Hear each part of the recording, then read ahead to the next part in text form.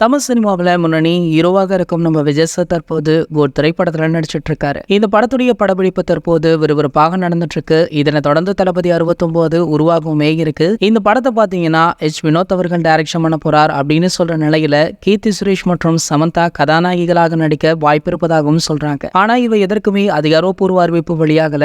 விஜய் சாருக்கு கடந்த 1995 ஆண்டு சங்கீதா அப்படின்றவங்களுடன் திருமணம் நடைபெற்றது. உறவினர்கள் சூழ விஜய் சங்கீதா திருமணம் மிகவும் விமர்சையாக நடந்தது. இந்த தம்பதிக்கு சஞ்சய் மற்றும் திவ்யா ஆகிய 2 பிள்ளைகளுமே இருக்காங்க. இந்த நிலையில பாத்தீங்கன்னா விஜய் சாருடைய மனைவி சங்கீதாவுடைய தாய் தந்தை, அதாவது விஜய் சாருடைய மாமனார் மாமியார் ரசிகர்கள் பல பேருமே பார்த்திருக்க வாய்ப்பில்லை. அவங்களுடைய அரிய புகைப்படம் தற்போது இணையதளங்கள்ல வெளியாகி வைரலுமே ஆகிட்டு இருக்கு. மேலும் சங்கீதா அவங்க அம்மாவை போலவே இருக்காங்க அப்படின்னு பலருமே கமெண்ட் அடிச்சுட்டும் இருக்காங்க.